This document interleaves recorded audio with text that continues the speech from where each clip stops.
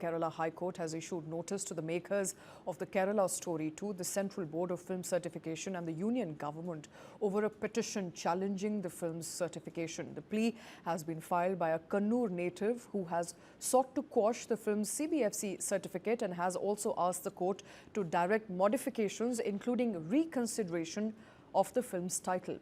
The petition names the Ministry of Information and Broadcasting, CBFC, producer Vipul Amrutlal Shah as respondents. According to the plea, the petitioners approached the court after being aggrieved by the certification granted to the film, alleging that the due process under the Cinematography Act of 1952 was not properly followed. Now remember, this comes amid the controversy over the movie. The first part, the Kerala Story, triggered a nationwide political storm over its claims regarding religious conversions and the alleged recruitment of women by extremist groups. The second part is now following through. The film has sparked sharp political reactions, court interventions and intense debates over propaganda versus creative freedom. With the sequel now under scrutiny, the legal battle appears to be far from over.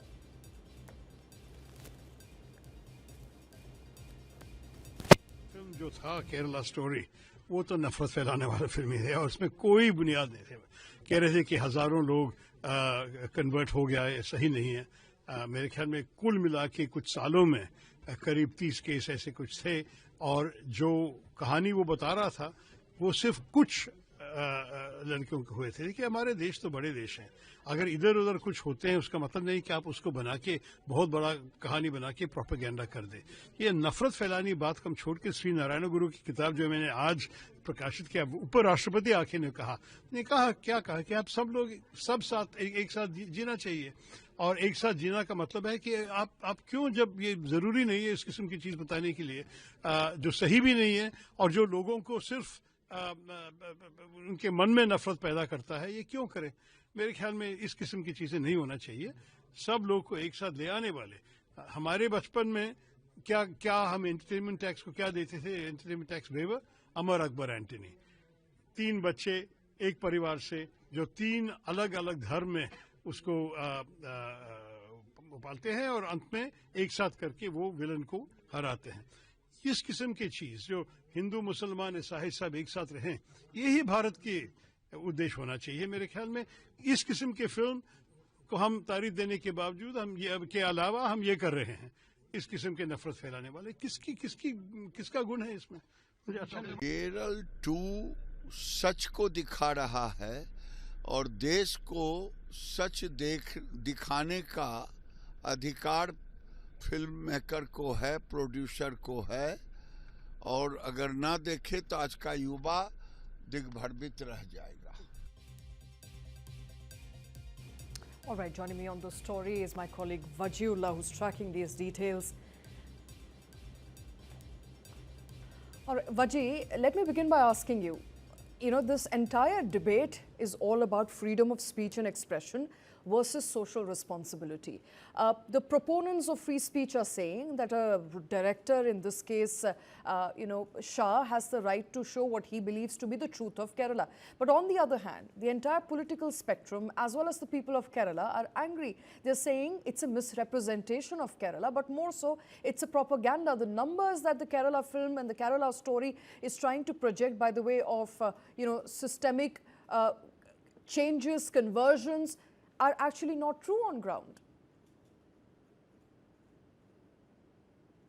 Well, absolutely, Shweta. If we see the Kerala Story 1 also, that time they had projected a huge number of people who converted and taken to various parts of Syria and Afghanistan, and that turned out to be a complete false number, and it was debunked by the data that the government had released. And now, again, another story that has been come from which is Kerala 2, has again been called a controversial film and a poisonous film by the Chief Minister, saying that the data again that it shows is not true to the state. The state has always been a state which embodies secularism, embodies interreligious conversation and dialogues, and it infringes the entire state's morality is what the Chief Minister has conveyed. Now, the thing that you have asked is that people have the right to show what they want to show in their films, but they also have a moral responsibility. They also have be sure with the facts. And stories, this cannot be said if it says based on multiple stories. It has to back with facts, and a lot of things have to also be judged from the basis of the sensitivity that it has.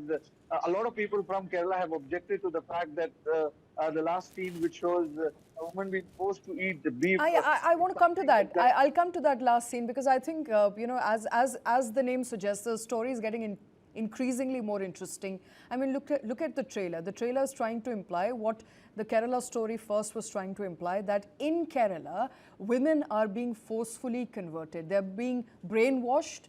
They have no agency on their own decision. They end up marrying in another religion, and thereupon they are tortured. They are forced to eat beef. Now, none of this is proven. The NIA looked into many cases of conversion in 2017 and 2018. And in 2018, they came up with one final status report saying that love jihad, the conspiracy, is not true. It's a conspiracy after all.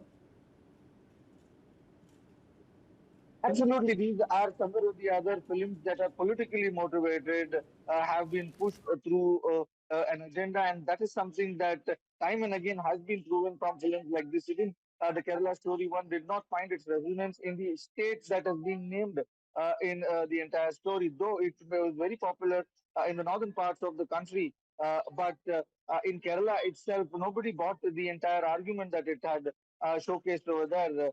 Because Kerala has always been one state that has stood with the secular fabric, has shown interfaith religions. We've seen it in Onam, where you see Muslims and Hindus dancing together. You've seen it in Ugadi and in Ramzan. They've been sharing this together. And beef being one of the most essential part of the food of Kerala may not be the same in the northern part of the country. If you remember, during the beef ban, also Kerala Bhavan was one of those bhavans which proudly put the board of Kerala's beef sold here. So all of these things, sensitive things, have been touched in the film, and not just the leaders of the government, but other leaders have also raised issues. The filmmakers have also felt that the portrayal of the state in such a bad light is something that should have not been done. The producer have all the rights. Absolutely. You know, producers and directors have the right, but there's a limit to which you take creative freedom for granted. And perhaps in this case, what Keralites and the ruling politicians are saying is that this is distorting the image of Kerala. This is projecting Kerala in a bad light. But before I let you go, let's quickly spend 60 seconds to talk about the dietary habits of Keralites. Very different from the dietary habits of North Indians. For them, beef is a big no-no, but it's a common practice. It's an important culinary practice to have beef. They love their beef and parota, and that's exactly what they're saying. To project that someone is being forcefully fed beef is wrong, because a lot of Christians, Muslims, and even Hindus have beef in Kerala.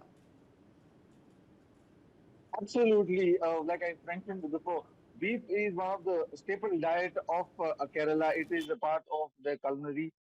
But it may not be the same in the northern countries. And that is why beef has always been that political tool that has been used time and again. And even during the beef ban that happened a few years back, Kerala Bhavan proudly highlighted a board which had beef sold here. That shows that they sell beef. Even during the SBI controversy, when a manager did not want people to have beef in the gym, they had a party inside that entire bank. Therefore, Kerala has time and again shown that they do not want anybody to interfere with their dietary habits. It could be anything that they want to eat, and people have the right to eat that which does not resonate with most in the north. And that is why that scene particularly is very sensitive, and it creates a lot of poison in the society, is what Pinarayi Vijayan also has been trying to highlight. Chief Minister of Kerala. You know, we always hear that diversity is the beauty of this country. Creating any sort of homogeneous unilarity is not going to work, and I think there's a lot of backfire there from Kerala trying to assert its identity as an integral part of this country. Plurality, I think that's what we want, and that's what we must respect as far as Kerala's story and the controversy around it is concerned. Thank you very much, Vaji, for taking time out.